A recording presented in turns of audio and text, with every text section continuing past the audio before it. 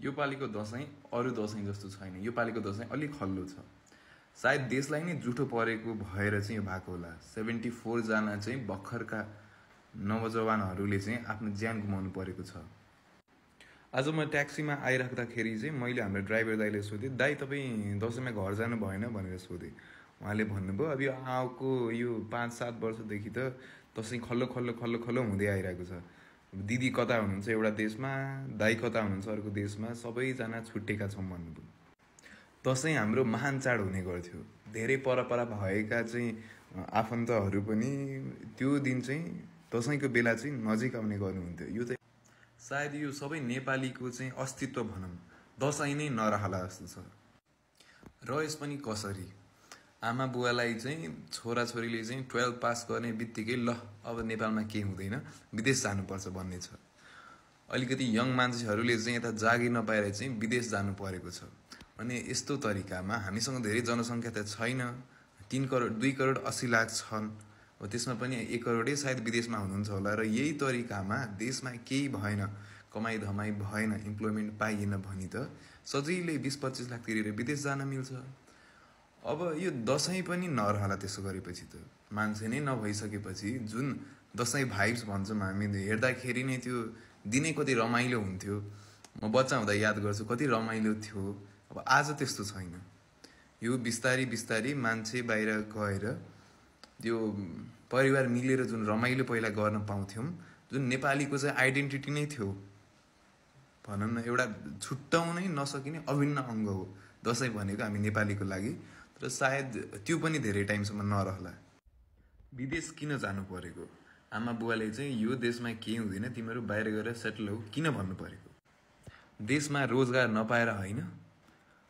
कस्तो यो विडम्बना कि हामीहरू चाहिँ आफ्नै देश छोडेर, आफ्नै घर छोडेर, आफ्नै परिवार छोडेर अरूका देशमा गएर चाहिँ सेटल हुनै पर्ने। मलाई जानै मन छैन विदेश, तर मैले भनेर पाउँछु। यदि मेरो आर्थिक अवस्था चाहिँ कमजोर भयो भने कि म जान्न भनेर पाउँछु। सुरुमा त हातमुख जोड्नु पर्ने नै प्रायोरिटी हो। खानै खाएन भने त मान्छे कसरी बाँच्छ? बाँच्नलाई त खानु पर्यो। यो 8 तारिकमा शहीद हुनुभएको शहीदहरूको रगतले चाहिँ हामीलाई एउटा नयाँ ढोका खोलिदिएको छ। उहाँको बलिदानले चाहिँ भोलि दशैं चाहिँ रहला भन्ने चाहिँ एउटा आश पलाएको छ। अब यो सायद एकदम विशफुल थिङ्किङ नै होला भनौँ न, हामी धेरै नै होपफुल भएकै सुनिएला।